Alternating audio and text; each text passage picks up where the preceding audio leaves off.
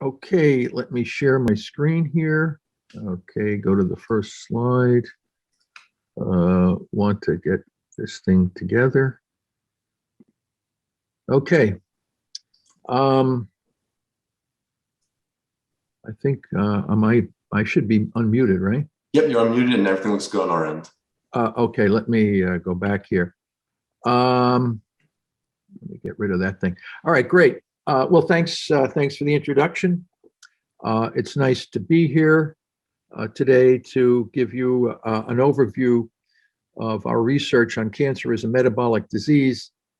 And the information on this will have major implications for how we approach and manage the disease. So let me trying to move this thing forward here. I'm not sure. You may have to so try ending your slideshow and share it again one more time. Let's see. Share it again. Exit your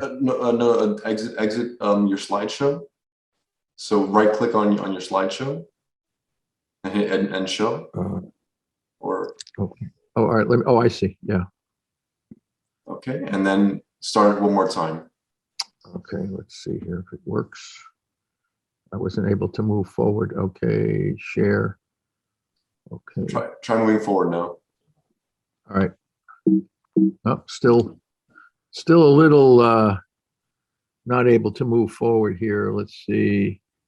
Because it was moving forward just a minute ago. I don't know. Oh, here we go. All right, I have to hit the button on the bottom. Okay, that should be fine. Yeah, I'll hit the button, not the one on my computer, my keypad here. All right, so anyway, I mean, getting back, I gave you the title, and now this next slide here shows the data. Now, I collect this data from, this is all published information from the American Cancer Society. Every year, American Cancer Society comes out with their so-called statistics, cancer statistics. And anyone can go back and get these. Dr. Siegel is the most recent person cataloging the number of cases and deaths per year. And then to figure out deaths per day, you simply divide deaths per year by 365, and you have an estimate of how many people are dying each day from cancer. So these are the numbers from 2013 to 2021. And you can see there's a 12% increase in new cases, but also about a 4.6% increase in deaths per day and deaths per year, which is parallel to the approximate increase in the population, U.S. population size over the same period. So the bottom line here is that we're not making any major drop. It's stagnating. You hear about all this stuff, and I'll talk about some of the stuff that we hear about on TV and all these kinds of things, all the great progress that we are making in keeping people alive longer, happier, and all this kind of stuff you hear advertised on television. But when you look at the statistics, we don't see that, okay? We don't see major drops. It's just a continual, gradual increase year in and year out. So, and this is a paper that was published a couple of years ago that evaluated all the drugs that have been FDA approved, 92 different drugs for cancer that have been approved from 2000 to 2016. And, it's very interesting. These novel cancer therapies, they are associated with substantial tumor responses, but the median overall survival was increased by only about 2.4 months. This is very interesting. So in other words, when you take these drugs, it looks like your tumor is responding, but your overall survival is not that greatly increased. And many of these drugs are extremely expensive. And not only are they associated with physical toxicities, but they can also be associated with financial toxicity and trying to pay for them. You wouldn't mind paying the money if you could get a substantial impact in quality of life and overall survival, but that's not the case. So the question we ask ourselves is, why are we not making the kind of progress in managing cancer that we should be making, considering the enormous monies that have been devoted to this disease through not only federal research funding, but also through all of these private foundations? So we'll address that. And here's a paper that was published some years ago, a couple of years ago, hyperprogressive disease in patients with advanced non-small cell cancer treated with PD-1/PD-L1 inhibitors. The names of these you hear on TV. This is your Opdivo and Keytruda, and these are the names of the PD-1 and PD-L1 drugs. Now it's interesting.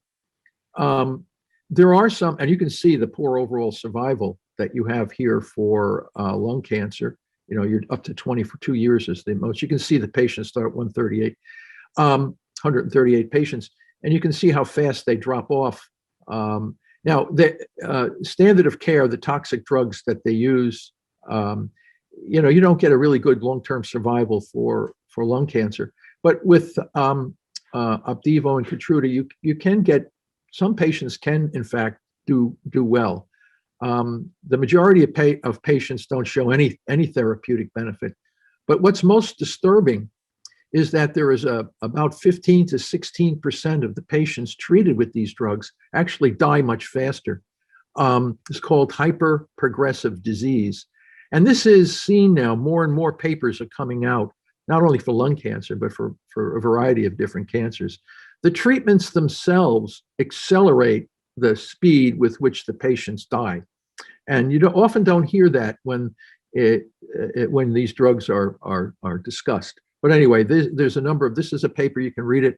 All the references are here from JAMA Oncology that discuss this. And there's many, many more papers that discuss this concept of hyperprogressive disease, right? So now what's the problem? Why are we not making any progress, major progress in cancer management?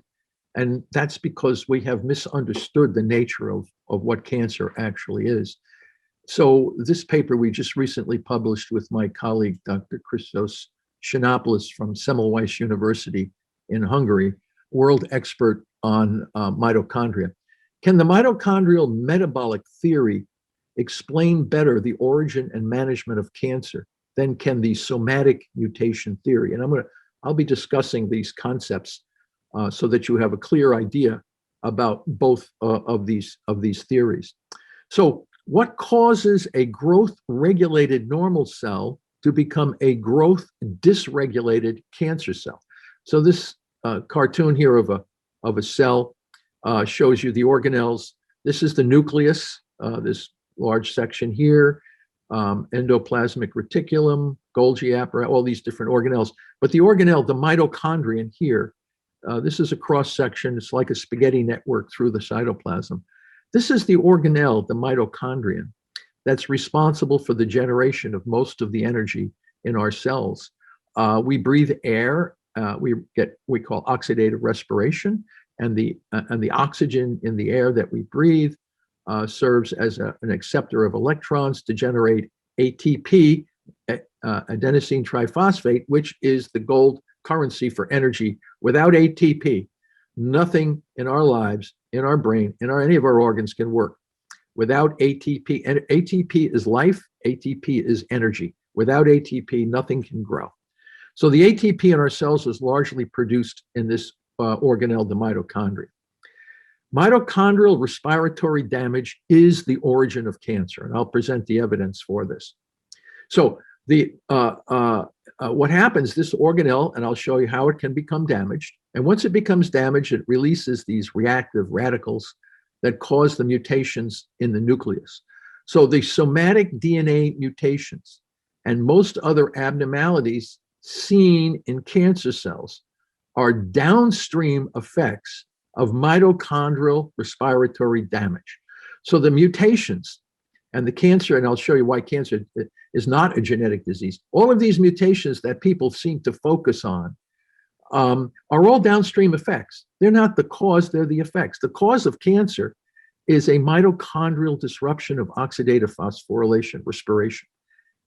Mutations are effects, not causes. This underlies the reason why we're not making any major advances in cancer, because the field focuses on mutations. And if you focus on a downstream effect as your primary attention, you're not going to make the advances that you should make. And I'll show you the evidence for that.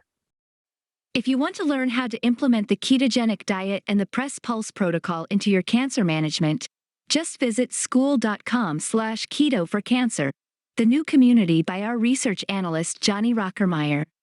Within this new community platform, you can connect with other patients and learn from their experiences. You can also just search through the posts other members have already made. You will have access to our classroom section as well, which provides practical advice and tools for the best results. These sections cover all parts of the Press Pulse protocol that you should implement. Starting with the general scientific concepts by Dr. Thomas Seyfried, we will show you how to start the ketogenic diet, including which foods to choose and which to avoid. Additionally, we prepared a list of doctors specialized in metabolic therapy, as well as details about glutamine inhibition and hyperbaric oxygen protocols. So, take a look around at school.com/keto for cancer. So, you have to understand scientific theories. These theories are simply an attempt to explain the facts of nature. We as a species, we examine things, we look at things, and then we try to explain things of nature in the context of a theory. So reality is based on replicated facts, whereas the interpretation of the facts is based on a credible theory. So if we go back in history and we can look at different theories to explain the phenomenon of nature. So the heliocentric theory, the heliocentric theory is where the sun is the center of the solar system. This theory could explain better the movements of the celestial bodies than could the geocentric theory. The geocentric theory stated that the Earth was the center of the solar system. So it was Copernicus, Galileo, and Kepler that identified the heliocentric theory. And most people accept that today. We all know that the Earth revolves around the sun. But for centuries, Ptolemy, the scientists of centuries ago, said no, the Earth was the center of the universe. And you have to recognize that Giordano Bruno, an Italian, was burned at the stake for trying to support the Copernican Galileo theory. So you have to realize that challenging these theories can sometimes be met with severe penalties. The germ theory of Louis Pasteur could explain better the origin of contagious diseases than could the miasma or bad air theory of Galen. So we now know germs cause contagious diseases. These could be viruses, bacteria, or whatever. But for many centuries, it was thought to be bad air. The Darwin-Wallace theory of evolution by natural selection could explain better the origin of species than could the theory of special creation. And nothing in biology makes sense except in the light of evolution. So the question that I'm going to address today is, can the mitochondrial metabolic theory explain better the origin and management of cancer than can the somatic mutation theory? So this is what we're going to be focusing on today. The concept of cancer is a genetic disease, or is cancer a mitochondrial metabolic disease? All right, so right now, today in our world, the current dogma is that cancer is a genetic disease. This paper by Dr. Hanahan and Weinberg is the most highly cited paper in all of the biological literature. Over 75,000 times, this paper has been cited in all these various research papers. Cancer cells carry the oncogenic and tumor suppressor mutations that define cancer as a genetic disease.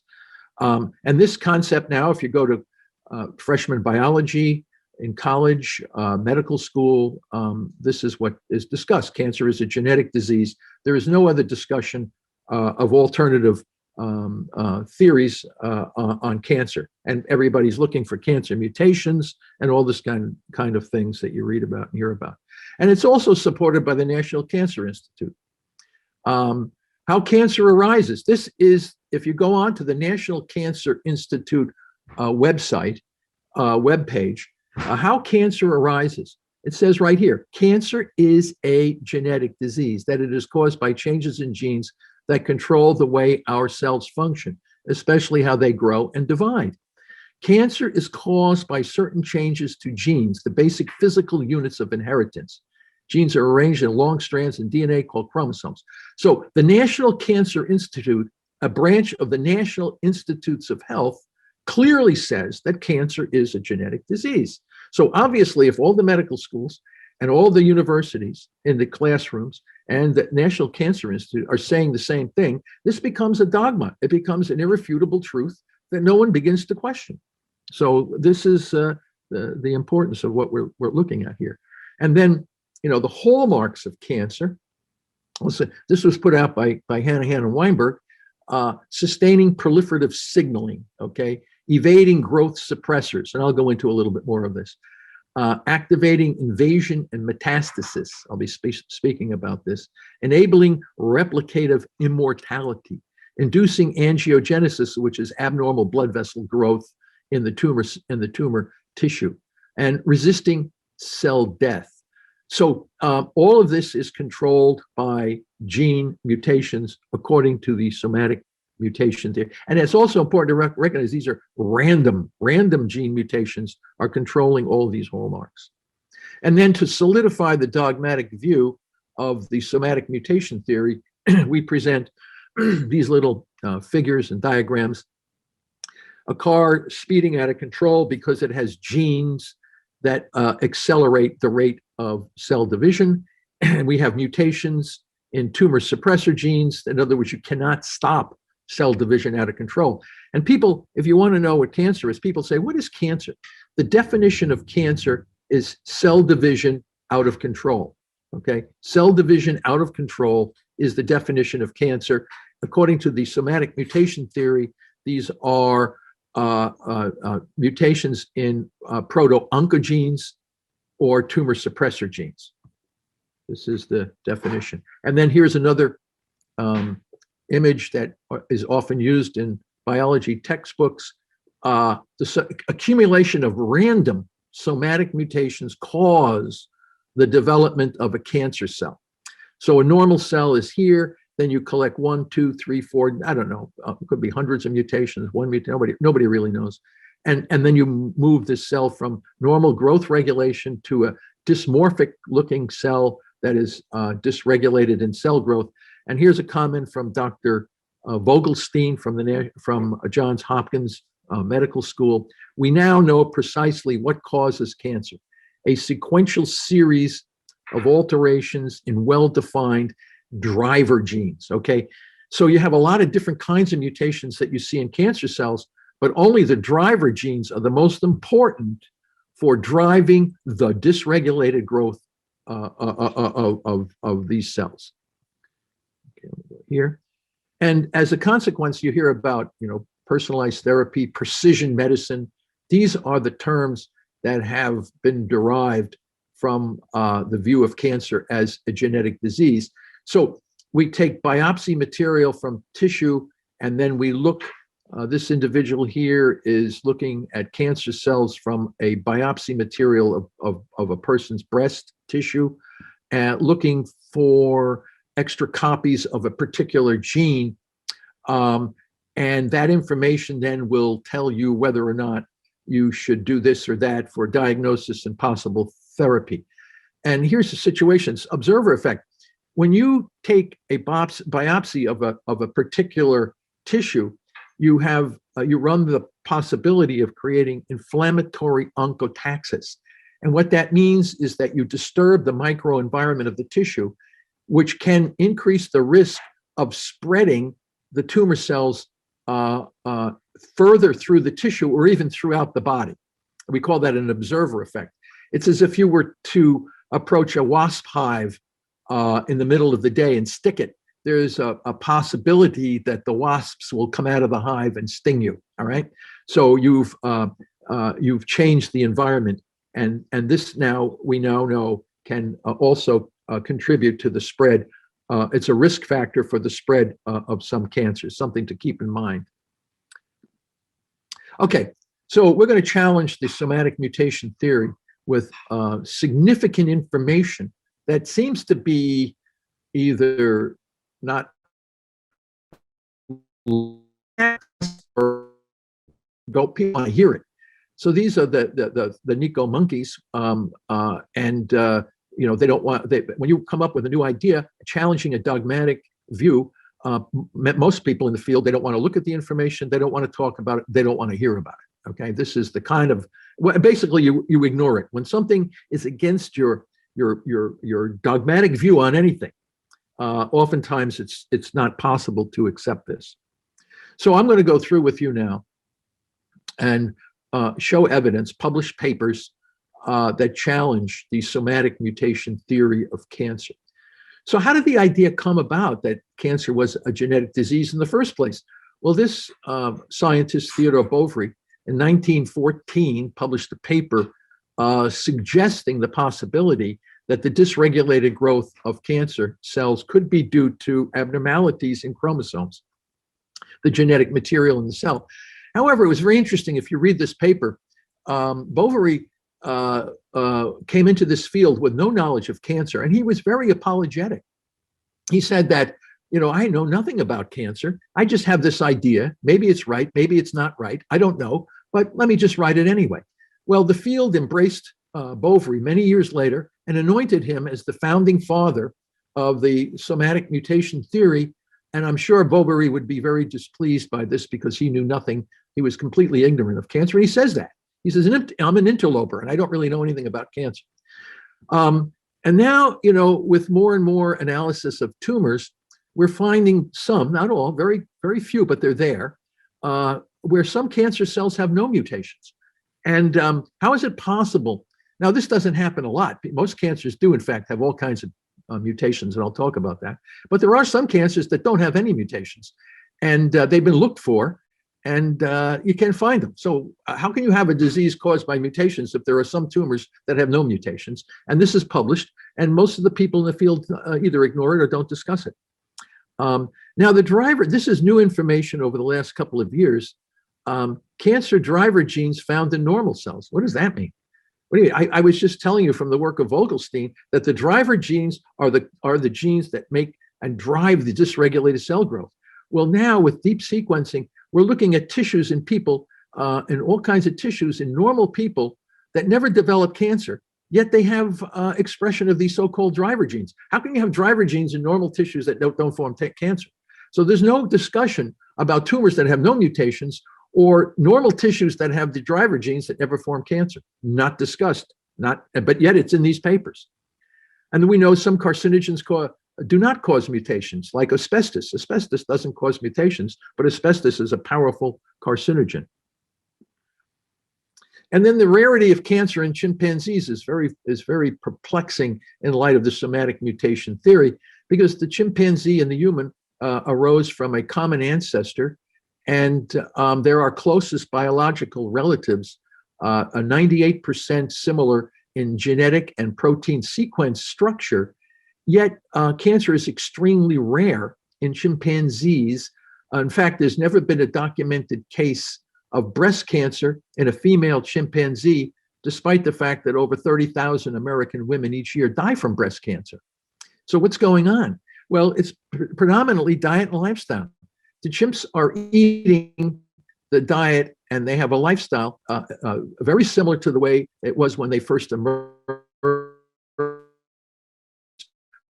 On the other hand, have demarcated dramatically from the diet and lifestyle that we had when we first emerged as a species.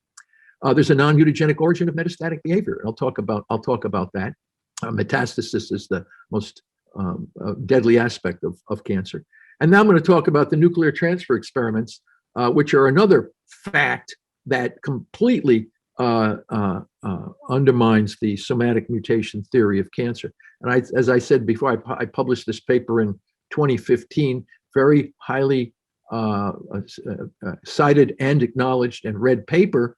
But again, it's very difficult pill to swallow if you think cancer is a genetic disease and then you read this paper and you look at the repeated evidence that it cannot be a genetic disease. And this is the summary of many replicated experiments using different kinds of cancers, different experimental protocols, yet coming to a similar conclusion.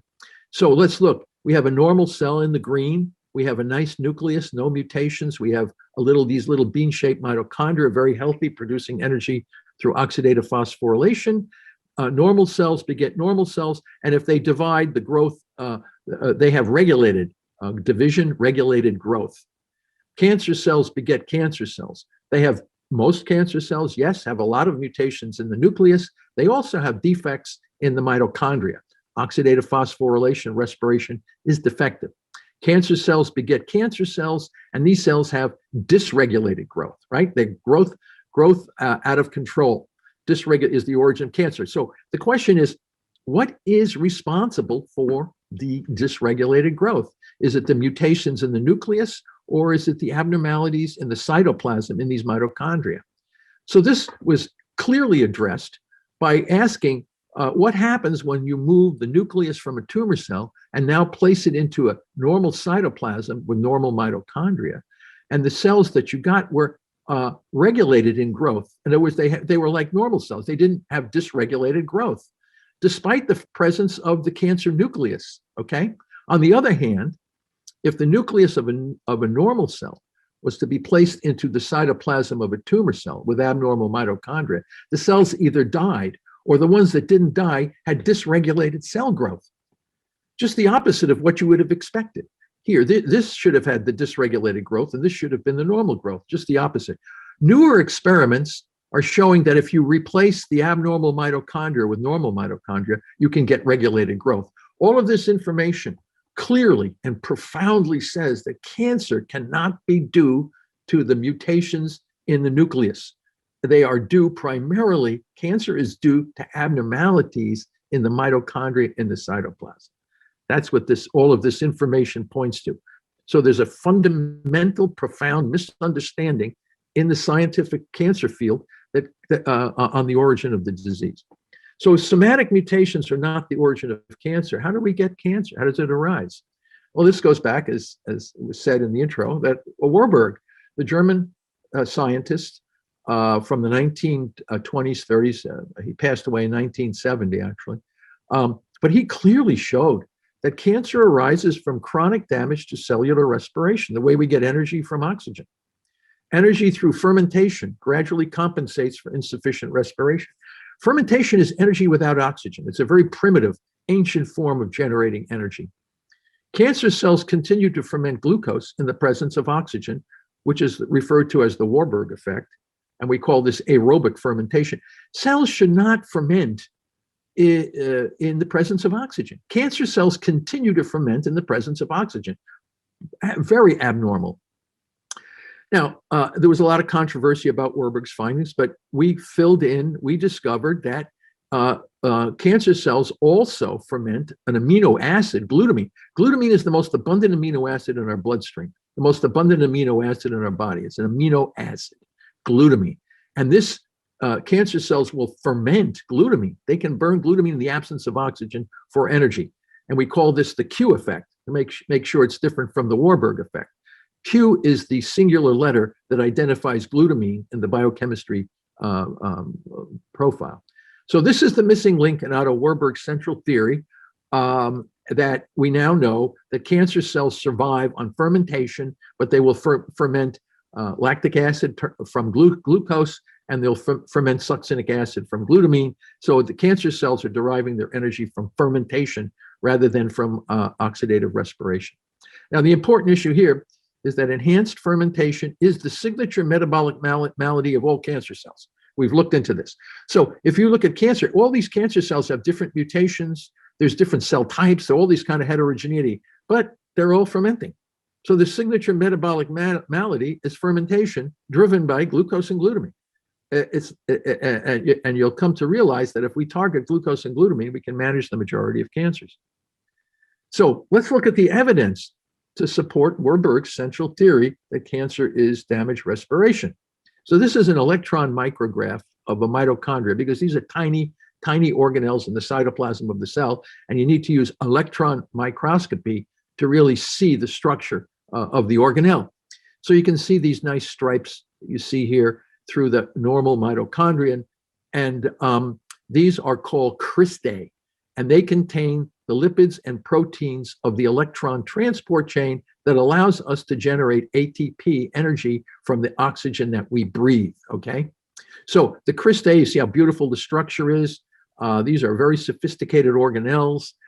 They can generate tremendous amounts of energy in the presence of oxygen to keep all of our tissues alive, and our cell, our brain, and our cells participatory in metabolic homeostasis. Now, this is a glioblastoma, a very deadly brain cancer. I'll talk more about that later. But you can see it's hollow. It's crystallysis. There's a breakdown. There's no cristae. So this organelle is not going to be able to generate energy because the structure is abnormal. And I'll show you more evidence for this, not just brain cancer. Here's an example of breast cancer. This is these are breast tumor cells, and these are normal breast epithelial cells. And you can see the normal cell here has the nice stripes, the cristae, whereas the mitochondrion in the breast tumor has these big holes, these crystallysis, abnormal cristae. This here, CRC, is colorectal cancer. You can see these ghost mitochondria. So structure in biology, the fundamental evolutionary concept of biology that everyone should be able to appreciate is structure determines function. Structure determines function. If the structure of the organelle is abnormal, the function of the organelle will be abnormal. Okay? So what I did, and I don't expect people to see this because it's quite dense, but these are all of the major cancers that we know of: lung cancer, neuroblast, pancreatic, ovarian, colorectal, breast, whatever. I went through the literature and detailed in all of these major cancers that mitochondria were abnormal in structure and function. Structure determines function. If the structure is abnormal, the function will be abnormal. If the mitochondria structure is abnormal, the function of that organelle will be abnormal. The role of that organelle is to generate energy through respiration. So if you can't generate energy through respiration, in order to survive, the cell must ferment. So let's look at energy a little bit here. This is energy metabolism in normal cells. The glycolysis pathway breaks glucose down to pyruvic acid or pyruvate, a 10-step. This is an ancient pathway that existed in all cells before oxygen came into the atmosphere 2.5 billion years ago. So this is an ancient pathway, but it breaks down the sugar glucose. The pyruvate enters the mitochondria and is fully oxidized in the Krebs cycle, named for Hans Krebs, also the TCA cycle, citric acid cycle, the same names for the same thing. And what it does is it collects the energy from the sun that was in the bonds of the glucose molecule, breaks these bonds down, captures the energy of the sun in these reducing equivalents, which then deliver their electrons to the proteins in the cristae, the electron transport chain, oxidative phosphorylation, and you see this large starburst here, ATP. So the most of the energy coming in our cells, 89 to 90% energy, is coming from the full oxidation of glucose down, and the waste products are CO2 and water, okay? So this is the way most of all healthy cells in our body get majority of their energy. We all breathe air. We generate energy from the foods that we eat. We break it down. The foods that we eat embody the biology of the sun. The sun actually creates this. We break those bonds down, recapture the energy of the sun in respiration, and we get the majority of our energy here. Now, you don't see these small starbursts here. This is the way all cells got energy before oxygen came into the atmosphere. These little ancient pathways, you can get, they're still there. They're still present in modern cells. It's just that they're very, very much less energy. Most of the energy now is coming from respiration. Now, let's compare this with what we see in a cancer cell. So now immediately, the first thing you see is the starburst is somewhere else. It's here. it's here from a different source, and it's also here in the cytoplasm. So the ancient pathways are now producing the majority of the energy. The oxidative phosphorylation is not producing the energy because the organelle, the cristae, are gone. So you're not going to get the energy here. So the cell, the cancer cell, falls back on these ancient pathways that existed before oxygen came into the atmosphere. The interesting thing is when they do that, they become completely growth dysregulated.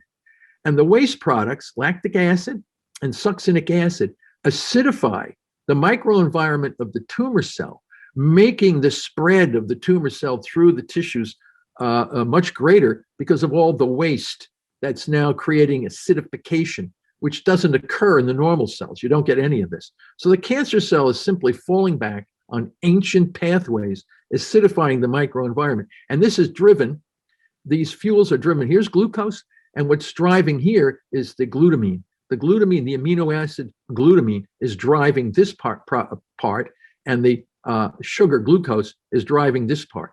So the abnormal energy of the cancer cell is being driven by glucose and glutamine, not by oxygen, because they lost that ability. Now, this is more complicated, but this is the structural example of what we're talking about. Here's glycolysis, the ancient pathway of glycolysis and glutaminolysis. What's happening here, glucose is metabolized to lactic acid, which acidifies the microenvironment. But very little ATP is coming here. I can explain if anybody's interested. Here's the glutamine, the amino acid. It comes through a series of pathways. And right here, boom, here's the energy coming from glutamine. So glutamine is generating the majority of the energy. The oxygen, cancer cells do take in oxygen, but they're not linked to ATP production, but rather to the production of ROS, which are reactive radicals that damage DNA and RNA and actually cause a tremendous amount of damage. So, and then succinate is dumped out to acidify the microenvironment. Lactic acid is dumped out. So the cancer cell is driven by glucose and glutamine, producing energy by an ancient pathway, also producing reactive oxygen species, causing a tremendous amount of damage in the microenvironment. So here's our diagram to encapsulate how we link the hallmarks of cancer according to the gene theory and Hanahan and Weinberg. All of these hallmarks here on the right can all be linked back to damage to the mitochondria. So let's look carefully at the origin of cancer. So we call certain chemicals as carcinogens, like in smoke. There's a lot of carcinogens in cigarette and tobacco smoke, and we know that can damage mitochondria. Carcinogens damage the mitochondria. People fear radiation because radiation can cause cancer by damaging mitochondria.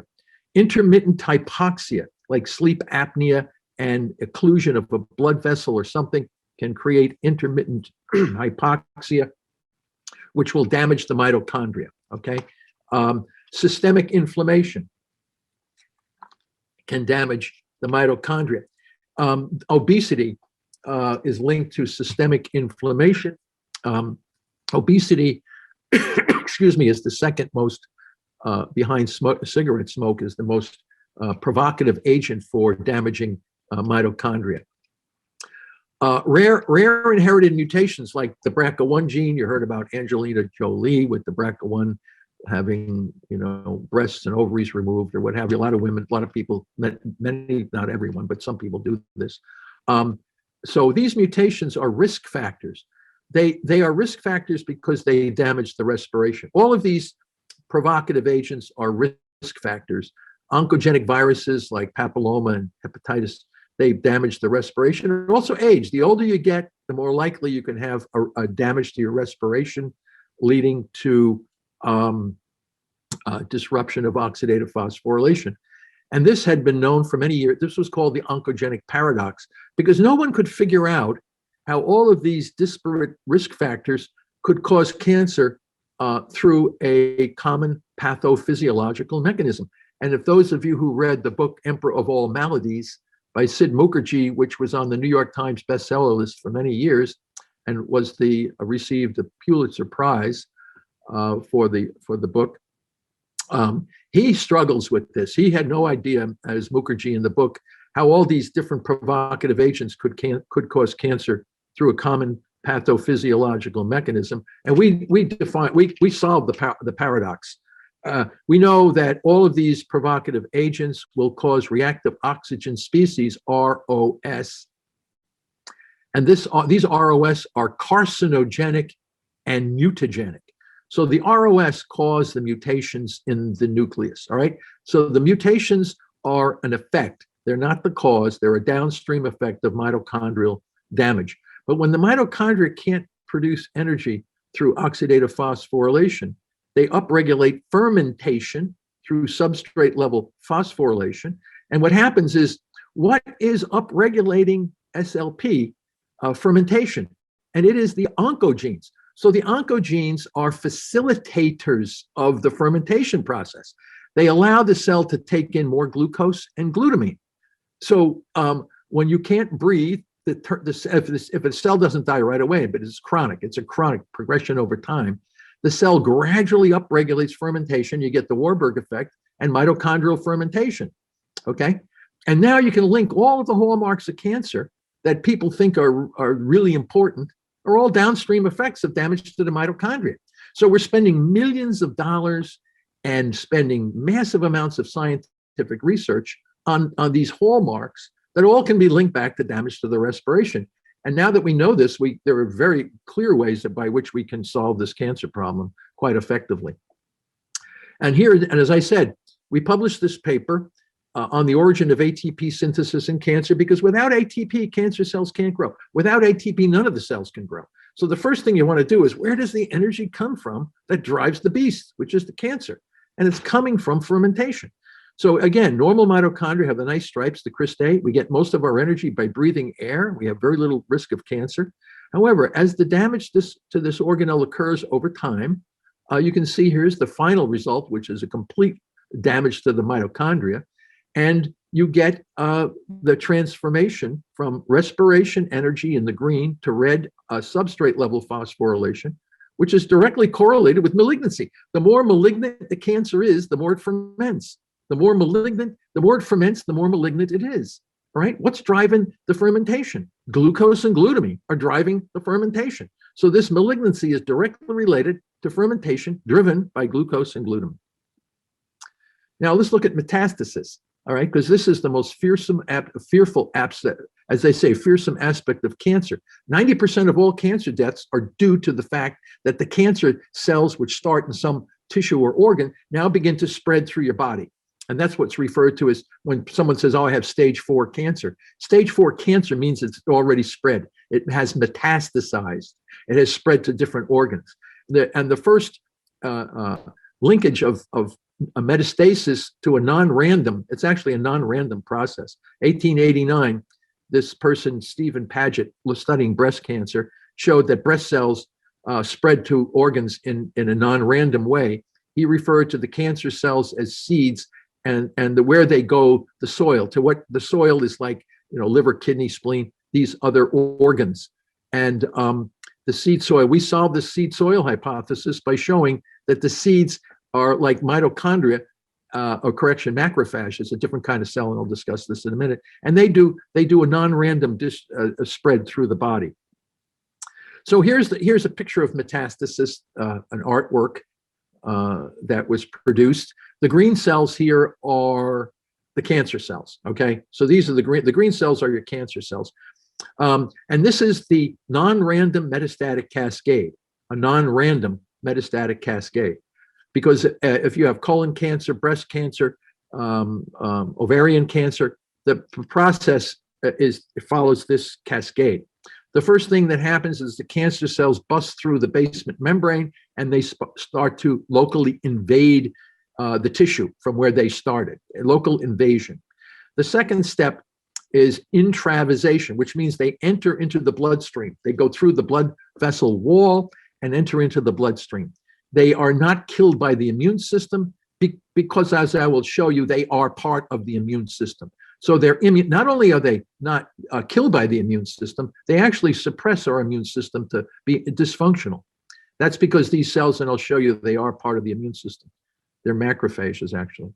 And then what happens, they get into the bloodstream and they spread through, and it's called extravasation. They exit the blood vessels. These are all extremely sophisticated biological processes that cannot occur through random mutations. The randomness makes no sense when you're looking at a non-random cascade.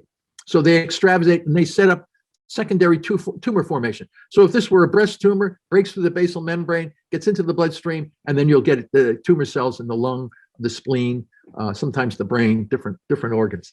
So the question, how can accumulation of random somatic mutations, according to the somatic mutation theory, cause a non-random metastasis? None of this, when you start to understand what cancer is, everything associated with the somatic mutation theory makes no sense. Yet the field continues to embrace the somatic mutation theory. Now, here's the way we get metastatic cancer. So here's normal epithelial cells, could be in the breast, it could be in the lung, it could be somewhere. One of the provocative agents, risk factors, causes a abnormality in the mitochondria, leading to dysregulated cell growth. But these cells can't spread anywhere. They are cancer cells, stem cells. By growing, they create abnormality in the microenvironment, which our body recognizes as a wound. Cancer is recognized as an unhealed wound. Now, the red cells are wound healing cells. They're called macrophages. Their job in our body is to kill bacteria and heal wounds. So they see these blue cells as a wound. So they come in and they throw out various growth factors that will try to heal wounds. But that's the wrong context. Those growth factors cause these blue cells, incipient cancer cells, to become even more destabilized in their growth. And these macrophages have a capacity, if the wound doesn't heal right away, they have a very powerful fusogenic property where they actually fuse with other cells to facilitate wound healing. So what happens now is the macrophage that was designed by our body to heal the wound fuses with these cancer cells, diluting the mitochondria in these cells to become abnormal. Now, these macrophages already have the capacity to intravasate, extravasate, suppress the immune system. This is the origin of our metastatic cells. It's a fusion hybridization between one of the normal cells in our body with one of these abnormally dysregulated cells that cannot metastasize. This is a local event, but to get the local event to become systemic, there's this fusion hybridization. And these cells now enter and exit the nerve. So you get rogue macrophages spreading all around your body, driven by glucose and glutamine. These cells are absolutely dependent on glucose and glutamine for their survival to make ATP, right? So you don't need new mutations. So all this mutation stuff is just a deviation. So if most cancer cells obtain energy through fermentation, what therapies might be effective for managing and preventing tumors? Well, one approach is to reduce levels of fermentable fuels while elevating levels of non-fermentable fuels. Not complicated. So what we do here, if the tumor cell absolutely needs glucose for its rapid growth, you've got to lower systemic glucose. You got to reduce the sugar, and you elevate fuels that the tumor cells can't use. So our normal cells are great at using fatty acids and ketone bodies. The tumor cells cannot use these fuels because they cannot be fermented.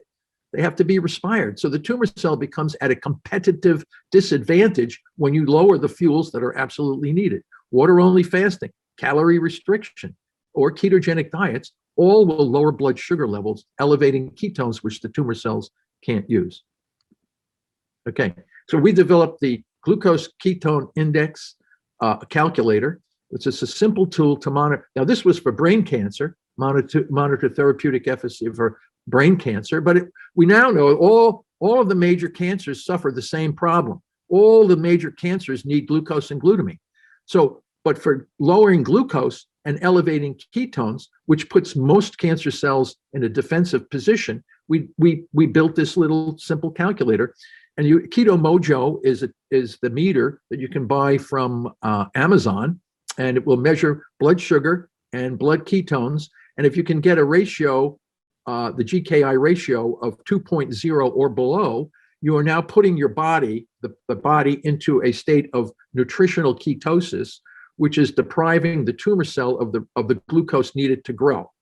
It doesn't target the glutamine, but it certainly can tell you what stage you're in for targeting or reducing the glucose to the tumor growth. Now, what we've done is we produced this press pulse concept It's a novel therapeutic strategy for metabolic management of cancer. And when patients enter the clinic, not only do they have cancer, but many cancer patients, not all, but many, have comorbidities, hypertension, high blood pressure, type 2 diabetes. They have all of these other maladies. So in order to move the patient from a very critical stage to a less critical stage, we introduce restricted ketogenic diet therapy, ketone supplementation, attempts to press down the availability of the glucose. We also use stress management. When people are diagnosed with cancer, they have this impending doom, a feeling that they're all going to be dead and they're going to die and they're going to suffer and all this kind of stuff. And that raises blood sugar. Anxiety raises blood sugar. So what we do is stress management together with a diet therapeutic approach to lower the glucose and elevate the ketones. And once the patient is in a state of nutritional ketosis, then we do pulse therapies. We don't ever want to treat patients with toxic levels of drugs. You pulse them. Once the patient is in this, you begin to pulse glucose drugs that target glucose, like embendazole, the parasite medication, and fenbendazole. Glutamine targeting with Don and glutamine, I'll talk about that in a minute, and hyperbaric oxygen, which creates oxidative stress without toxicity. I mean, you can use radiation to create oxidative stress, but that radiation also damages your normal tissue. We don't want that. We want to use therapies that will achieve the same goal without damaging your normal tissues. There should be no reason why people should ever be exposed to all kinds of toxic therapies to make themselves healthy. So what happens now is we bring the patient into a state of management. The patient still has tumors, but we gradually remove comorbidities, like I've mentioned. And then through perfections of dosage, timing, and scheduling with these press pulse therapies, we can then move the patient from a state of management either into very long-term management or even possible resolution. And this is the cutting edge right now. What is the best dosage, timing, and therapies that can achieve long-term management, high quality of life, and possible resolution? This is a work in progress. It's the cutting edge, and this will be the future of how we're going to manage the majority of cancers. Now I'm going to talk specifically about one type of cancer, glioblastoma, which is among the most aggressive primary brain tumors, very poor prognosis. Median survival is only about 10 to 15 months, composed of many different cell types, neoplastic stem cells, neoplastic mesenchymal cells with macrophage characteristics. As I said, this is the rogue macrophage, the most deadly and difficult aspect responsible for metastasis. And they can also metastasize outside the nervous system in some people. So we're really dealing with a very difficult disease. Usually it's always considered terminal, incurable, all of these kinds of terms. You're hopeless. You hear all these kinds of terms when you discuss this. So here's a gross section of a person's brain who died from glioblastoma. You can see the massive discoloration, cystic regions. You see that here's the midline. The midline of the brain is shifted to the left, should be nice and straight. As the tumor grew, what happens to these poor folks is that the intracranial pressure from the expanding tumor will eventually cause unconsciousness and death. This tumor was irradiated, this massive discoloration here. And what happened, why you can't cure these things with surgery is because the tumor cells have already spread through the whole brain. And these dark purple cells that you see on the right here in this image, these are the tumor cells around blood vessels. And they use the blood vessels as a railway system to move through the entire brain. So even the surgeon could say, well, we got most of it, of course, but you didn't get all of it, and the rest of it is out through the brain, and then it'll come back always. And here's the survival statistics of glioblastoma patients under current standards of care from 5 Canadian surgical institutions. But I want to tell you, this is not unique for these 5 institutions. It's seen in every major oncology clinic throughout the world. The survival is abysmal. This is 40 months. And you can see most of the patients in these institutions have expired before 40 months. This one institution, I don't know, this seems to be if the patients die faster in that institution, but the other 4, but this is pretty much similar all throughout the world in all different clinics. There's no improvement in survival for glioblastoma in almost 100 years. 1926, they had the same survival for glioblastoma as we have now in 2022. Now think about it for a minute. Think of all of the advances in science and technology that have occurred over the last 100 years, okay? So we have the Webb telescope, which is now orbiting 1 million miles from Earth, which is looking now at the origin of the universe with this new type of telescope. The science and technology over the last 100 years in almost all aspects of our society has improved significantly. Yet, no advance in the survival of GBM. And what is going on? What can account for the lack of progress in managing in fact, many of the metastatic cancers, we've done a very poor job. And one of the reasons, at least for glioblastoma and for others as well, is the way we treat the tumor.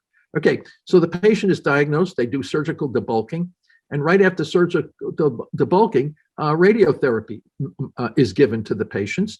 And radiotherapy breaks apart glucose and glutamine metabolism in the brain, creates massive inflammation from the surgery, as well as the radiation, especially the radiation.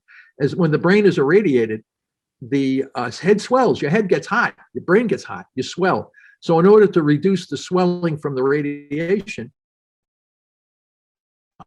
zone, a steroid which creates hyperglycemia. Hyperglycemia is high blood sugar. As I said, the cancer cell cannot live without sugar.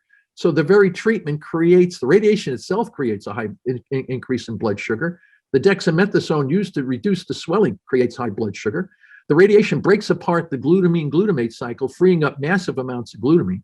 So the two fuels that are driving cancer, glutamine and glucose, are produced in large quantities by the very procedures used to manage the disease. Not only that, these tumor cells, the glioblastoma tumor cells, many patients are infected with human cytomegalovirus, which acts as a turbocharger in the tumor cells to use glutamine and glucose. So the two fuels driving the cancer cells are massively produced by the very therapy that's used to treat the disease. Okay, which now explains the problem. So you don't survive. There's two reasons. First of all, the tumor is bad by itself. There's no question about that. And second of all, the very treatment used to manage the tumor contributes to the rapid demise and the rapid acceleration of patients' reduced survival. And so it's clear why we haven't made any progress. Number one, the tumor's bad. They don't understand that it's a metabolic disease, not a genetic disease. And the very treatment that we're using contributes to the rapid recurrence and demise of the patients. And as Einstein said, insanity is doing the same thing over and over and expecting a different result. As long as we continue to treat the patients in the clinic the way we are treating them, this survival curve will not change. This will be the way it is for well into the future, as long as we can continue to do what we're doing in the way we try to manage the disease. So to give you an idea of how we use press pulse therapy to manage preclinical glioblastoma, we have this tumor that we have in the mouse that replicates all of the invasive characteristics of the human glioblastoma, powerful tool. We tested our hypothesis that the targeting of glutamine and glucose together will provide a rational approach for the long-term management of the disease. And we published this paper in Communications Biology. This is the first paper study showing how we can use a diet and a drug together to target simultaneously the availability of the glucose and glutamine, the two fuels absolutely essential for the growth of the tumor cells, okay? So here's the histology, just so you can see how powerful this is. A standard diet, unrestricted, SDUR, is the mice that ate a high carbohydrate standard diet. The ketogenic diet restricted is the high fat, low carbohydrate diet presented and fed in restrict amounts. And the ketogenic diet restricted plus DON, and that's the previous drug that I want to show you. Here it is, 6-diazo norleucine, This drug was used in the cancer clinic years ago. It wasn't considered, it was really good in children with leukemia, but it wasn't so good in other cancers.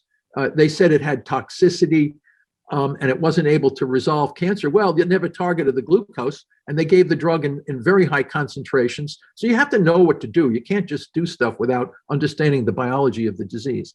So we combined the glutamine inhibitor together with the ketogenic restricted diet to achieve remarkable success in managing this glioblastoma.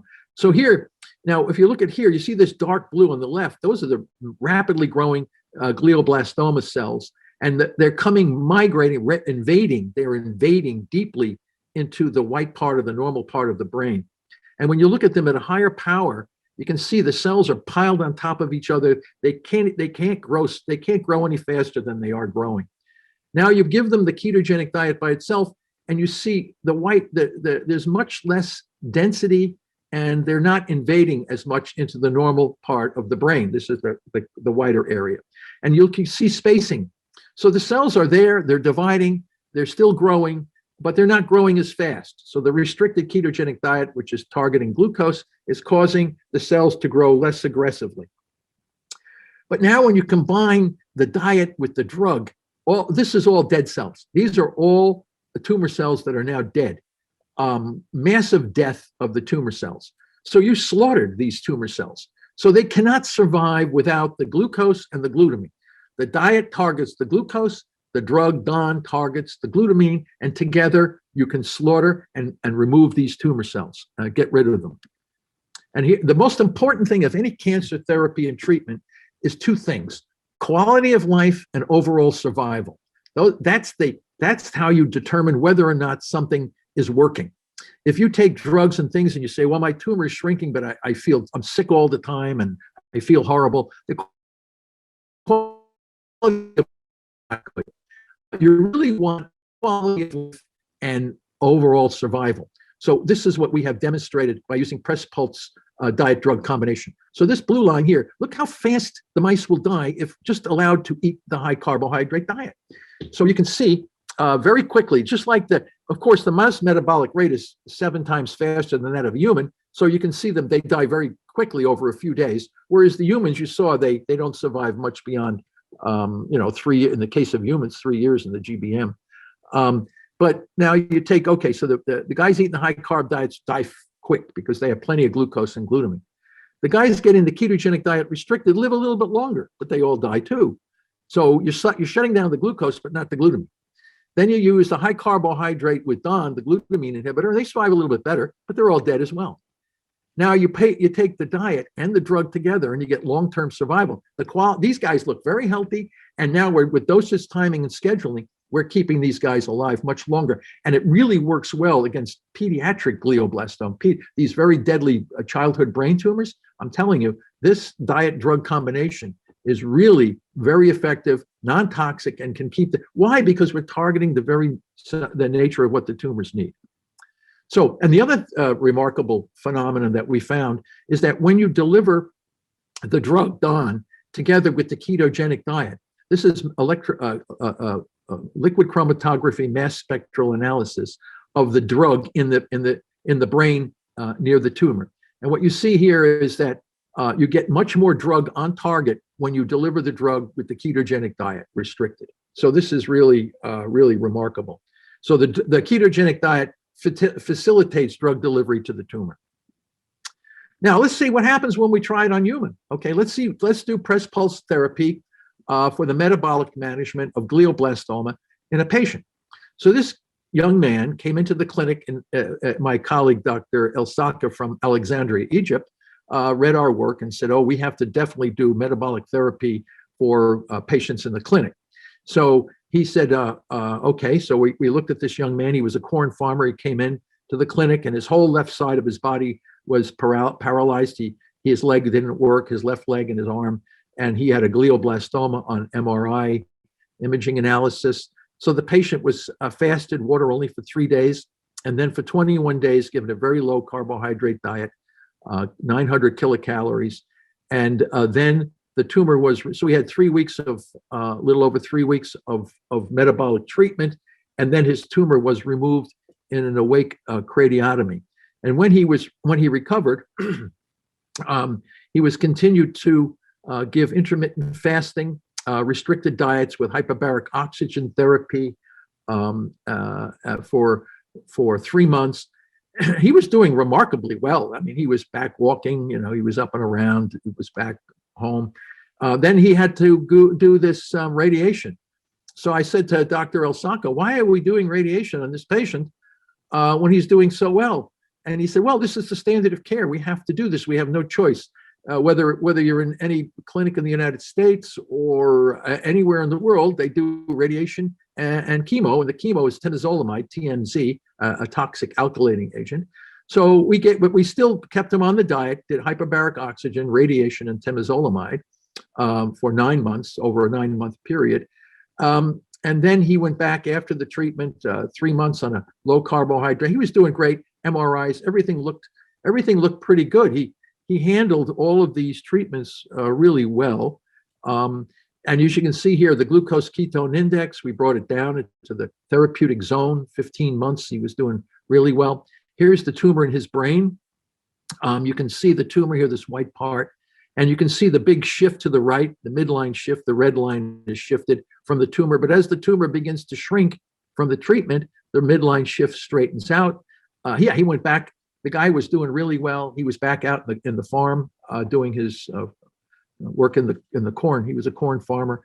And then at about, I think it was 28, 29 months, he started to complain of headaches. And then unfortunately at 30 months, the patient expired, and they did an autopsy, and they found that his brain, it was called radiation necrosis liquefaction. So he seemed to die from liquefaction of his brain from the radiation treatment. The pathologist said he didn't see tumor cells, so it looked like it was all radiation damage. So that's when we decided to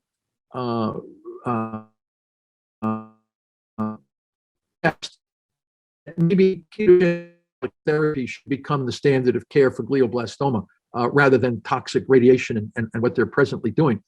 And I published this paper with my colleagues, clearly documenting how the standard of care is actually contributing to the rapid recurrence and growth of the tumor, leading to the demise of the patients, and why we're not making any major progress in managing glioblastoma, because we continue to use the same treatment that facilitates the presence of glucose and glutamine. And if you don't target glucose and glutamine, these tumor cells will always grow very rapidly. So it's my opinion that the replacement of the current standard of care, radiation and chemo, with ketogenic metabolic therapy will improve quality of life and overall survival of most GBM patients. Okay. And now we'll look at individual pictures. I've shown this before. Brittany Maynard. Interestingly enough, she was diagnosed with glioblastoma in January 2014. She also, at first, when they did the biopsy, said, oh, she had a low-grade tumor. That's really good because you're supposed to live much longer with a low-grade stage 2. But they 1 month after they did the biopsy, the tumor exploded into a glioblastoma. And that's what I call the influence of inflammatory oncotaxis. You disturb the microenvironment, causing the tumor to explode into a glioblastoma.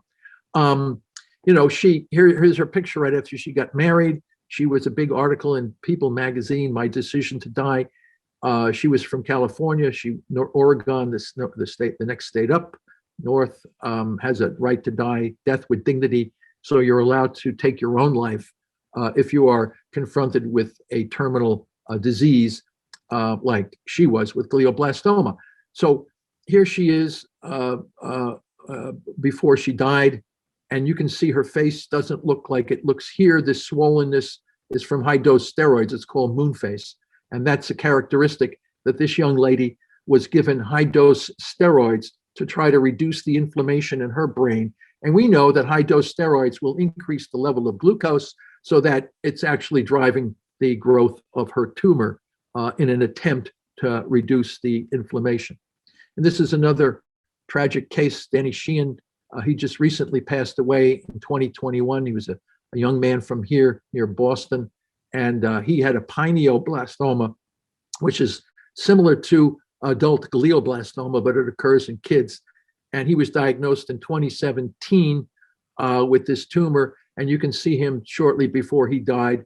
His face is completely swollen from the steroids, the high-dose steroids that they gave to this little guy in an attempt to reduce the inflammation. And we know that the high-dose steroids will contribute to the rapid tumor growth. Now here's another case. This is Pablo Kelly. We published this paper last year. Pablo he also was diagnosed with terminal glioblastoma in 2014, just like Brittany. He went to the clinic. He was having seizures and headaches and things like this.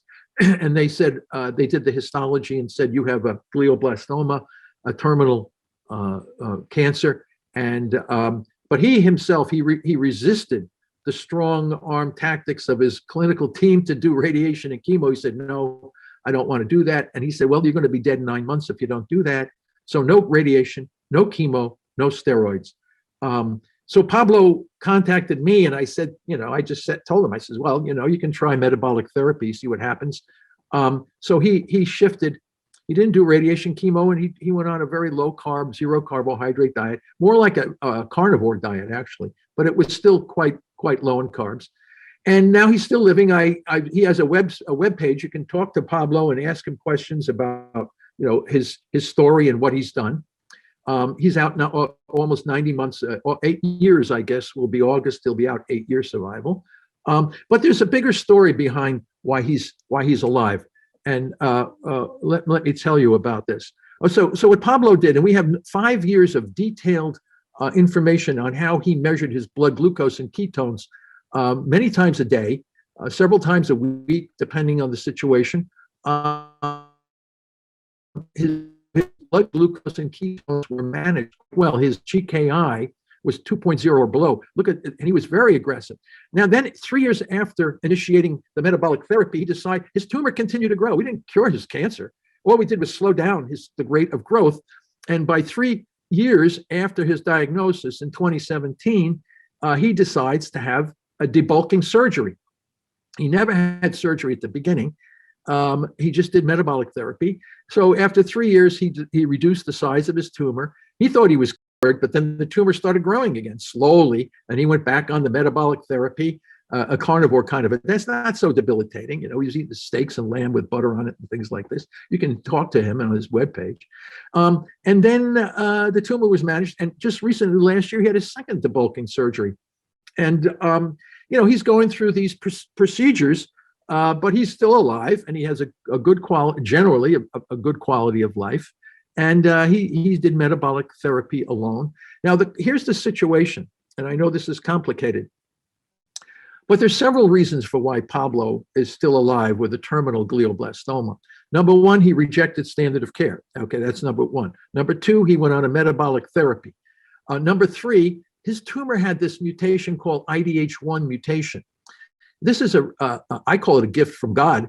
It's just a random mutation, but the mutation acts as a drug that targets the glycolysis and glutaminolysis pathways. So it's a therapeutic mutation that some people with glioblastomas get.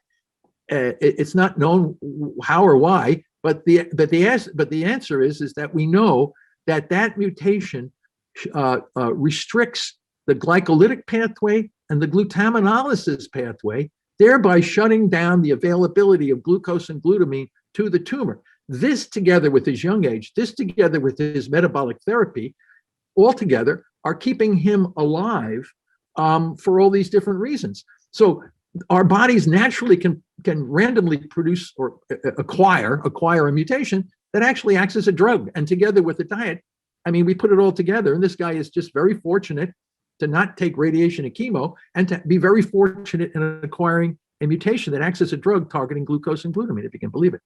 So GBM and other stage 4 cancers should not be considered terminal if treated with ketogenic metabolic therapy. This gives the opportunity for patients to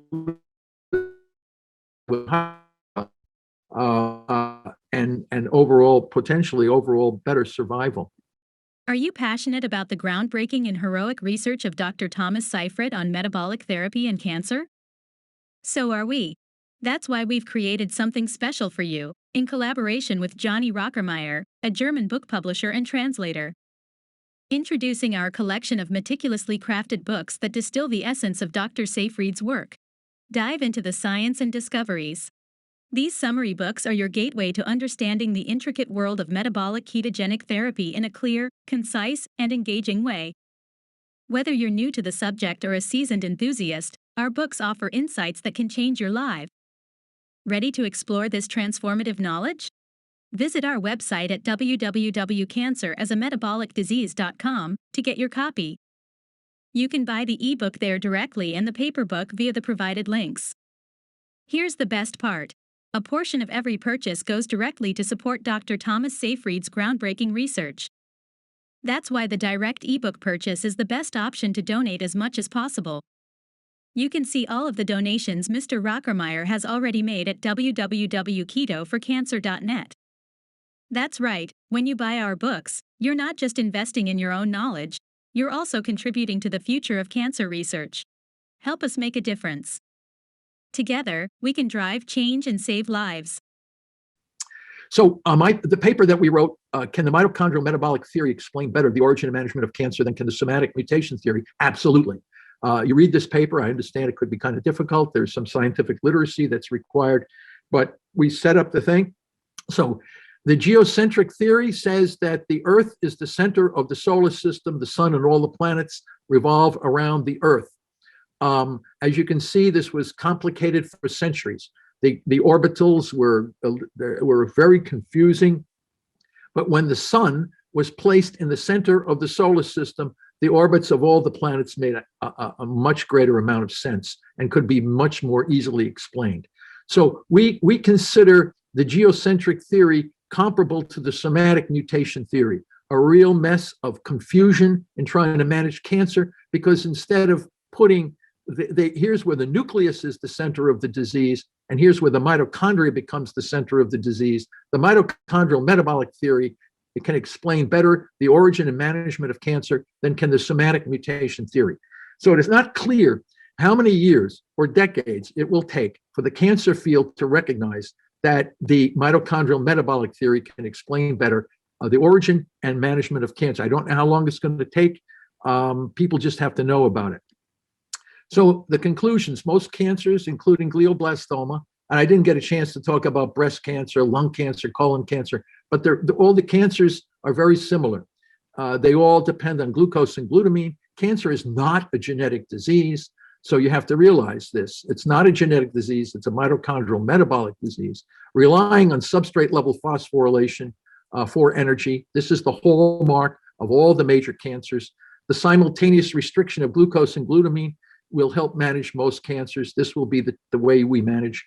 The press pulse metabolic therapy is a non-toxic, cost-effective strategy for the possible management of most cancers, especially glioblastoma. So we now have a pathway by which we can move forward. I don't know how long it's going to take for the field to come to realize this, but the takeaways you can start immediately was recommended by to put as our final slide. So cancer patients and their family members should ask these 3 simple questions of their oncologist. If anyone is diagnosed with cancer, number 1, is the treatment you are proposing for me based on the somatic mutation theory or on the mitochondrial metabolic theory? The oncologist should know this. Will the treatment you are proposing for me be able to reduce the availability of the 2 fuels, glucose and glutamine, that are driving the dysregulated growth of my cancer? Will the treatment you propose for me be able to target my cancer cells while enhancing the health and vitality of the normal cells and tissues of my body? So these 3 questions, all cancer patients have the opportunity to ask their oncologist, because the answers to these questions could predict the ultimate destiny of the patient. So I'd like to acknowledge the many physicians and scientists who have been working with me over the years. We are attempting to from metabolic therapy I know the Chinese in China, they're very excited about this, or in Venezuela, in Brazil, and many European countries. We're getting to realize now that cancer is a metabolic disease with metabolic solutions that can reduce significantly toxicity and improve quality of life and overall survival. And of course, to do our fundamental research, we need support. And the funding we get comes from a number of private foundations and the good of individual people, the goodwill of individual. Travis Christofferson's Foundation for Metabolic Cancer Therapies. We support the George Hu Foundation, Dr. Joseph Maroon of Pittsburgh, Mr. Edward Miller, extremely important to support our work, the Kenneth Rainin Foundation, the CrossFit organization has supported us, Children with Cancer United Kingdom, a private foundation for pediatric cancers, are supporting our work, the university, Boston College, the Institute of Oral and Toxicology, and in the past, the NIH. And I will stop at this point and be able to answer any questions that you might have. Thank you for your attention. All right. Thank you so much, Dr. Seyfried, for that great presentation. Also, before we start the Q&A, if anyone wants to follow up with you or find any of your books, what's the best way to do that? Oh, well, you can email me, and I'll be happy to address any questions or further information that you might have. Mm-hmm. So. Okay, great. And we have your book up here too, if anyone wants to check out our site. Okay. All right. So before we get to the Q&A, I just wanted to explain to everyone basically how we do this. We don't take questions from the chat normally. Instead, we ask everyone to virtually raise your hand. If you're not sure how to do this, you go to the bottom portion of your Zoom window and hit the reactions tab. From there, another window should pop up that will have a raise hand icon. You click that, and then we will see that you have a raised hand in our participants window. We will take then the questions in the order in which we receive them. When it's your turn, we will unmute you and prompt you to ask your question. And with that, are you ready to start the questions, Doctor? Yeah, go ahead. Okay, great. Okay, first we have, we have Steve. Okay. Yes. Hi, Dr. Seyfried. You're saying that glucose is feeding cancer. So does that mean, what does that mean in terms of 1, should we eat fruit? 2, should we eat beans because do they turn to sugar? And 3, what about whole grains because do they turn to sugar? Well, they can in some people more than others. I mean, you measure your glucose ketone index will tell you what you can and cannot eat. It's very simple. You get the meter, you take your blood measurements, and if it says that beans make your blood sugar go high, don't eat beans. I mean, every person can make the decision for themselves based on their GKI, the glucose ketone index. What about fruit though? I don't measure your GKI and see what happens. Grapefruit is very low glycemic. An orange could be much higher. Again, measure your GKI. Your answer will be given to you by your GKI, which could vary from one person to the next. It's not constant. One may not be what a person can. So the way to know what you can or cannot eat, you measure your GKI. Thank you. Okay, next we have Deborah. Deborah, what is your question for Dr. Seyfried? Hi, yes, good morning. I wanted to ask, I understand the difference between when you have cancer and don't have cancer, maybe different protocols, but at this conference, there's of course a lot of talk and adoption of plant-based and vegans and vegetarian. And then today in this talk, having someone who has cancer and you're promoting or saying that part of the treatment would be the keto and achieving ketosis. Quite often ketosis and keto is associated with eating lots of meat and vegetable protein. So I guess I have 2 questions. What I wanted to know, I guess, is there a way to achieve the ketosis and the good results still not eating meat, or in the event that you get cancer, forget the vegan stuff, just go have a hamburger? No, no. Again, it's the GKI. You can be in ketosis on a completely vegan diet or on a carnivore diet. So again, like Pablo Kelly did, he was measuring his glucose ketone index and he was able to keep it 2.0 or below. Someone on a vegan diet could do the same thing. It's just that the food items that will keep you in ketosis differ.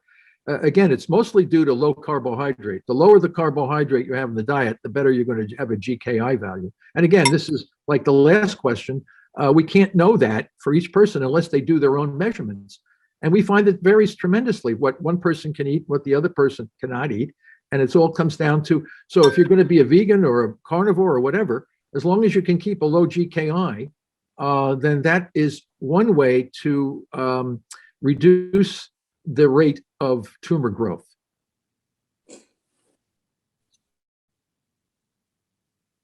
Okay, great. Next we have Yaron. Yaron, what is your question? Hi, thank you for the great presentation, Doctor. So I have two quick questions. One, does your research show that the press pulse metabolic therapy help also for small cell cancer? And my second question, if a patient wants to get this treatment of press pulse metabolic therapy, where he can find it, and is it available for your knowledge in Israel? Well, again, yeah, it works. All the cancers, all the major cancers have the same problem. So small cell cancer is dependent on glucose and glutamine as well. Colon or rectal, all the major cancers. If you look at our iScience paper, we went through all the major cancers. So they all need glucose and glutamine for the most part. There are clinics that are opening up slowly around the world, and even in Israel, there are some folks. You just have to take those three questions that I put at the end and go to the oncologist and see how they answer those questions, and then you'll know whether or not you can use if they're familiar with metabolic therapy for cancer, they should be able to provide you with accurate answers to those questions. If they have never heard of metabolic therapy, they never know about Otto Warburg, they didn't know this, then you have to recognize that these people probably don't understand the biology of the disease. And then you have to make decisions based on that information. So yeah, I mean, different countries, the Turkish group in Istanbul, Turkey, is embracing metabolic therapy, and they're getting quite good success on advanced terminal cancers. So again, a lot of people are going to the Istanbul clinic. There are certain clinics that are opening up in United States, but they're few and far between because most people go to their major oncology centers for information, and most of the oncology centers either don't know about it or don't accept it or whatever. So you just have to, do your own investigation on that. All right, thank you, Yaron, for that question. Thank you, Doctor. Next, we have Wendy. Wendy, what is your question? Yeah, hi, thank you so much. My question regarding press pulse therapy, are there any devices that one can afford to buy to have for their self? And otherwise, how do you find doctors that use press pulse therapy and the DOM or whatever that drug therapy is? Thank you. Yeah, well, the device would be the Keto Mojo blood glucose ketone meter. You can get it from Amazon. And the consumables, I mean, the meter itself is not that expensive. I don't know, maybe $60. But the consumables, the glucose strips are cheap. The glutamine, or the ketone strips are a little bit more expensive. But you can use urine ketone strips in between the blood strips for ketone measurement. Again, unfortunately, what I've outlined is the future of cancer management. You don't see this in all the major clinics. I'm surprised. Some of the physicians hear about it. Oncologists, a lot of them don't know about it. And I think it's important. Who's going to tell the oncology clinics that they want press pulse? If you go in and say, listen, I have breast cancer, colon cancer, whatever, I'd like press pulse metabolic therapy rather than radiation and chemo. Well, then you have to see what kind of response you get. Ask those 3 questions that I put at the end, and then you'll know right off the bat whether they can do that or not, and whether they want to do that or not. I'm It's sorry happening- to It's interrupt. happening for brain cancer, but not for the other cancers. I'm sorry, I'm not clear. I have the Keto Mojo, but the Yeah. press pulse therapy, I don't know what you mean by that exactly. Okay. Are Okay. there any things that we can buy ourselves I see. that would I see. provide that? Yeah. Okay. So once the way the clinics work, is that once the patient is in nutritional ketosis with a GKI of 2.0 or below, is when the patient would then be given by a professional physician dosages of different drugs that will target glucose and glutamine. So you need to be aligned with a physician that can prescribe these different approaches. And access to a hyperbaric oxygen chamber is also part of this. And you will need to, this is, unfortunately, there's very few, if any, clinics that really put this package together for helping the patients. And it's going to be on the part of the patients to demand this. If they want this, they're going to have to tell the oncologists or the treating facility that press pulse, we've clearly outlined what is needed to be done, how to do it. So it's on the part of the oncologist to read this information and adapt it into their clinics. So once this happens, I think we're going to start seeing much greater improvement. But you're right. I mean, right now you say, well, what can I do? Can I go out and buy my own hyperbaric oxygen chamber? They're very expensive. I wouldn't do this. I would find a place where you could. And the other problem is the insurance companies will cover the cost of hyperbaric oxygen to improve your body after you've been irradiated. But they don't approve it for managing the cancer itself. So you have this insurance issue problem that also has to be resolved. So there is a number of situations that must be resolved. Even though the concepts and the strategy is clear for helping people live longer with cancer at a higher quality of life, the application of this is in its infancy and has not yet been fully recognized or adapted in the various cancer clinics. And that's what will have to come from the pressure of the cancer patients to make sure those changes occur. Thank you. All right. Thank you for that, Wendy. Thank you, Doctor. Next, we have Anne. Anne, what is your question? Hi, Dr. Seyfried. Thank you for taking my call. I'm listening to you from Toronto.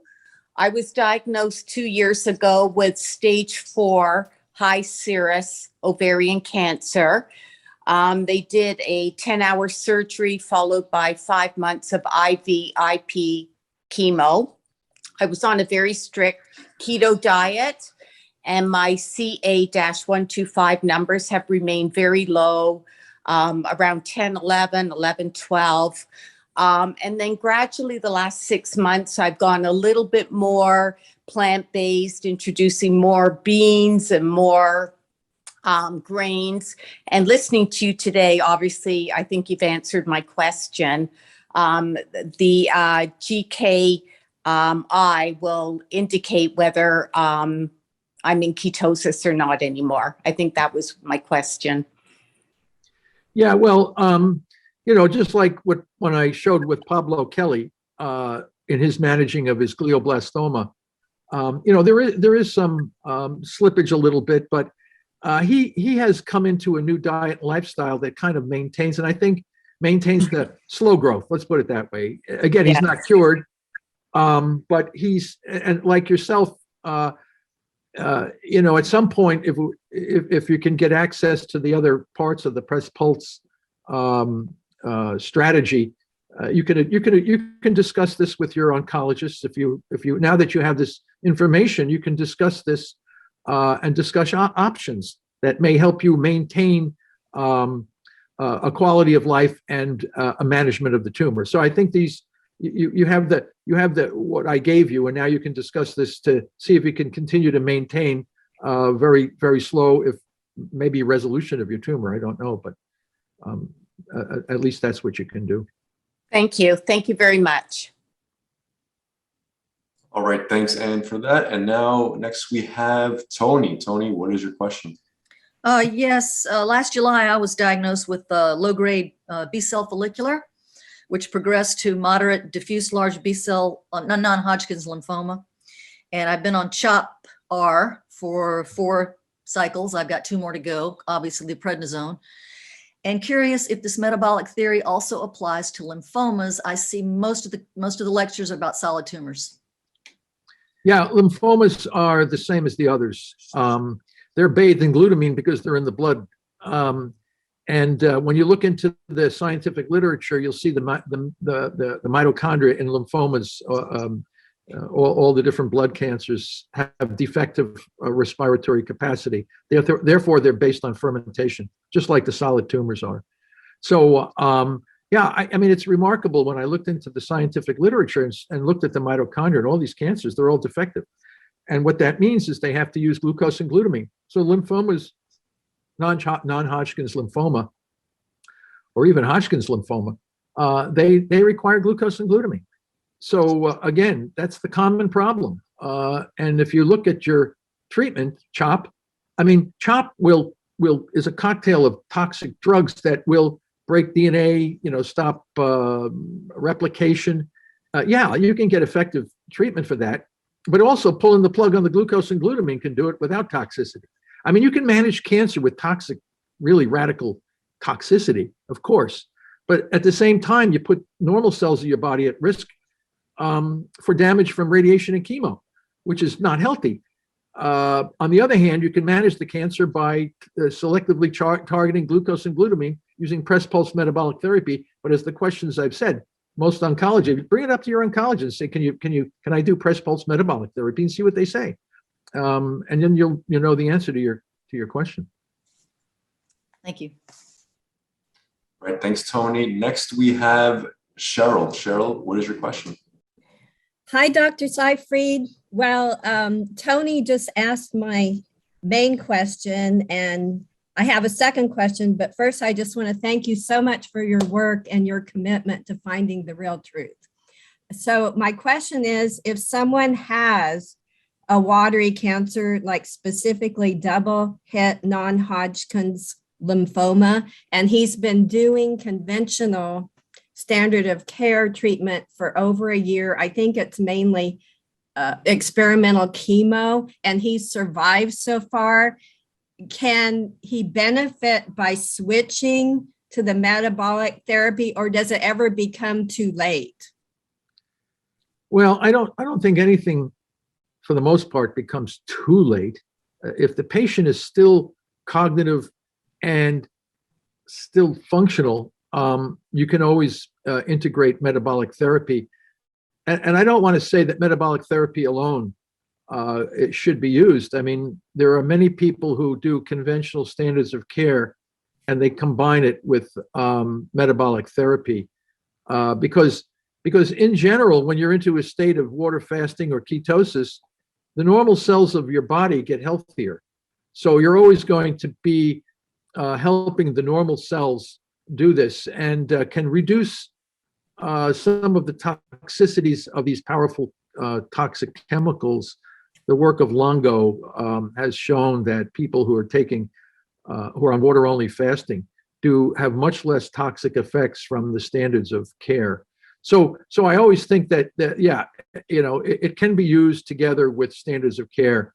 Whether it's better that way or is it better by itself, we're still working out the details. But yeah, I think it could be done with standards of care, and you discuss this with your oncologist and see what they think. Thank you so much. Okay, thank you, Cheryl, for that. Next, we have Kaylee. Kaylee, what's your question? Thank you. Please, have studies been done correlating the advent and increase of the use of cell phones along with the rise of the glioblastomas? And is there also a study being done or has been done of where the tumors in the brain occur and correlating that where the cell phones are held to the head? Yeah, that's a good question. Well, I went to England a couple of years ago where they were looking at the kinds of magnetic pulses that come out of a cell phone. I think the risk is probably more for young people, young kids where their skull is less thick, and they really penetrate deep. The arguments were that, cell phone electromagnetic waves don't cause mutations, and therefore they would say that the cell phones don't have any impact on brain cancer. But the whole thing, mutations are irrelevant anyway. So what's important is how would electromagnetic pulses potentially initiate a tumor. And what happens is the heat from the cell phones can actually cause inflammation in the microenvironment. And it's inflammation in the microenvironment of the cells that ultimately leads to mitochondrial damage and the origin of cancer. The mutations are largely irrelevant. So the question then should become, is it possible that cell phones could create an abnormality in the microenvironment of the brain that could elicit a brain tumor? And the answer is probably more likely in young people than in older people, only because of as I said, the skull thickness. So it's an important question, and considering how widely used the cell phones are, computers, and a lot of different kinds of things, they probably do represent a risk factor. It's very hard to quantify that risk factor, but obviously, knowing 5G networks and all these kinds of things, electromagnetic radiation, it's probably a risk factor. It's been very hard to specifically say that someone's tumor was caused by cell phone use. Usually it's a combination of a number of different things that would probably elicit something like that. But we certainly cannot rule out completely that cell phone use is innocuous and has no relationship to the origin of cancer. So I think there's a possibility there, but I don't do that kind of research, and I'll leave that to others. Thank you. Okay, next we have Gretchen. Gretchen, what is your question? Thank you very much for your input.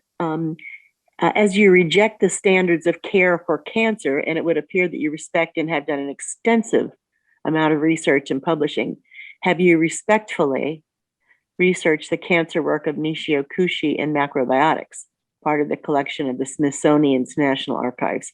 Macrobiotics deals a lot with the acid-alkaline balance for one aspect, and as far back as the 60s had far-reaching success in dealing with cancer and other maladies. I've been involved with the macrobiotic community since 2003, and I have equated macrobiotics to plant-based eating for Mensa-level thinkers. Yeah, well, I mean, certainly, well, we did some research on this. Actually, in fact, I'm working on a big paper right now for the alkalinization thing. The acidity is caused by the fermentation metabolism of the tumor cells. So that creates local inflammation and acidification of the microenvironment from the waste products of the tumor cells, which facilitates the spread. We try to stop metastatic cancer by using alkaline materials. What is it? Sodium hydroxide, one of these things. We couldn't get any therapeutic benefit from it at all. So the best way to stop acidification is pull the plug on the fermentation metabolism. If you do that, you're going to stop local acidification. As I said, you can do a lot of different kinds of things. If you know what's causing the cancer to grow, then just pull the plug on that and see what happens. If macrobiotics can do that, then do that. It's just sodium boro. What is it? What is that? Baking soda. We tried that to try to alkaline. It didn't work at all. So it didn't stop our metastatic cancer. Maybe it'll stop somebody's. I don't know. But we know what the problem is. We know how to go after the problem. People just have to know that they can do it or not do it. It's whatever they want to do. Well, my real question was, and if you haven't researched the workings of Nishio Kushi on cancer, I respectfully suggest that you might be fascinated by what you find. Okay, I'll look into that. Thank you. Thank you. Hi, I'm filling in for John. We had to step away to do some technical stuff. So my name is Nancy, and the next question is from Aaron. Aaron, I'm going to unmute you if you could ask your question. Hi. So as a follow-up to the answer you gave Steve about what food should we eat or how they affect our sugar intake and ketosis. So you suggested to use a device and check. So my question would be, how much time after you eat a food you should test yourself and see how does the food affect you? And my second question is about what are your thoughts about immunotherapy? Do you think that this is also toxic treatment? Thank you. Yeah, well, that's a good question. You can try it. We did these experiments on ourselves and students. We gave Coca-Cola, right? And we tested red wine as well. So we have the way we did this was we had the person or the student not eat anything for like 36 hours. So you kind of burn up your glycogen in the liver. You get kind of a nice baseline, and then drink a Coca-Cola, standard high carbohydrate Coke. So my associate did this, and the blood sugar, we measured the blood sugar just before they drink the Coca-Cola, and it was about 89 milligrams per deciliter. Okay, which is good. It's what a normal in the normal range. And then she drank the Coca-Cola, and we waited 15 minutes, and we measured the blood sugar again, and it was 165 milligrams per deciliter in 15 minutes. Now, of course, insulin surge will gradually reduce the sugar, but it takes in Coca-Cola. And then one of my other students went on a 3-day water-only fast, and then drank a glass of red wine, Cabernet, a thick red wine, I guess you could say. And the blood sugar didn't change at all. It was shown that the Cabernet did not raise the blood sugar, in striking comparison to Coca-Cola. So, these kinds of experiments, everyone should, people can do on their own. Like the answer to your question, you can get the answer to your question by measuring your GKI certain periods of time after you eat certain things. And that's what I said. So eat a banana and see how high it goes versus taking in grapefruit. All of these things can be done. You have to measure before, get the number, and then after a certain period of time after. You can do it at 15 minutes, an hour, and you can see your blood. You see it gradually. If it gradually declines, that means your insulin is working. If the blood sugar stays up and it doesn't go down, you got an insulin problem. So insulin insensitivity, this is what underlies type 2 diabetes. And a lot of type 2 diabetics are at high risk for cancer because they can't clear the glucose out of their system after they eat this thing. So a lot of these things can be done by the individual themselves. What was the other part of your question? About immunotherapy. Oh, yeah. This is something that been offered lately. And what are your thoughts about this type of treatment? Yeah, well, it's very expensive. It has the probability of giving you some therapeutic advantage, like that paper I just showed at the beginning of the lecture on the non-small cell cancer. But it also can accelerate how fast the tumor can grow. So it's a mixed bag. It's not really clear. Some people do really well in immunotherapy. And it's funny, an interesting paper came out not long ago, and they call lactic acid a checkpoint inhibitor block. Lactic acid blocks they think will block the effects of immunotherapy. Well, the lactic acid is coming from the tumor's use of glucose, dumping out the lactic acid. So again, immunotherapies will probably work a lot better if the patient is in nutritional ketosis. I mean, it becomes very, very clear. As a matter of fact, I think all of these cancer treatments will work much better if the patient is in nutritional ketosis before they take the therapy. So, and that's becoming more, there's a number of papers coming out saying that immunotherapies can work better if the patient is in nutritional ketosis. Then the question becomes, if you do nutritional ketosis with pressed pulse, why are you taking immunotherapy in the first place? It doesn't make any sense. So, and it's also, immunotherapies are based on the somatic mutation theory of the disease. So if cancer is not a genetic disease, why are you using immunotherapies in the first place? But they'll do it because they don't understand the rest of the biology of the disease. So, but it's going to be a transition period before the field comes to realize how the best way to manage this disease is. Thank you so much, Doctor. Thank you very much, Aaron. Okay, so the next person up is Deborah. I'm going to unmute you. If you could ask your question, please. Hi, thank you for taking me again. I have like two things to ask. One was, we've talked a lot about treating cancer and all these kind of programs and thoughts and ketosis and different treatments for cancer. Are there any things at this point that you recommend along these lines where you've studied that helps those of us without cancer to beat the odds of, our doctors who told us you're going to get it anyhow, just no matter which one, because it's genetic, just how to be more preventative. I know, ridiculous. And then the other thing I just want to ask quick, only because I was exposed to it in South Africa, was the use of ozone treatment.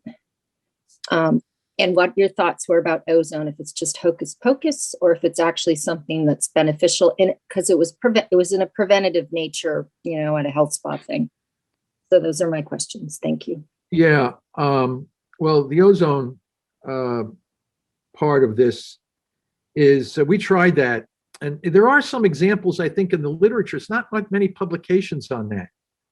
It didn't work for us in the preclinical system. But so I mean, to focus, I was thinking more about the ozone, because we did try that. We didn't publish it because we had a couple of students that were doing it. How the ozone is nice, and we were looking at cancer and this kind of thing. I'm not going to say that ozone doesn't help. It's just that it's not as profound as what we see when we target the glucose and glutamine. And what was the first part of your question again? As I said, I was doing ozone. Oh yeah, prevention. Yes, prevention. Okay. Yeah, prevention. Okay, well that's a different. Okay, so if here's the situation. If the origin of cancer is the result of damage to the oxidative phosphorylation system in a cell in a particular organ, that's the origin of cancer. So it's hard to get cancer if your mitochondria remain healthy. Okay, so as long as you have a diet and lifestyle that reduce inflammation and maintain the health and vitality of your mitochondria, the probability of getting cancer is very rare. Primitive tribe, like the great humanitarian physician Albert Schweitzer, studied primitive peoples in different continents, and cancer was very, very rare in humans that were in a diet and lifestyle similar to that we evolved in. Eskimos, Inuits of the cold climates, had no term for cancer, and they're eating blubber and fat in their environment. As long as you have a diet and lifestyle that does not cause systemic inflammation, the probability of getting cancer is very rare. So why is our societies throughout the world, where cancer now is overtaking heart disease, why do we have this problem? It's 99% of it is diet and lifestyle. We did not evolve to eat jelly-filled donuts, pizza, Coke. This was not part of our existence. This all started with the Neolithic period. Once we started using grains that have a lot of energy, yes, that help. We got bigger as a people. But it also highly processed carbohydrate foods over the last 35 or 40 years are putting us at enormous risk for cancer. Until people come to understand this, we're not going to be able to prevent the disease.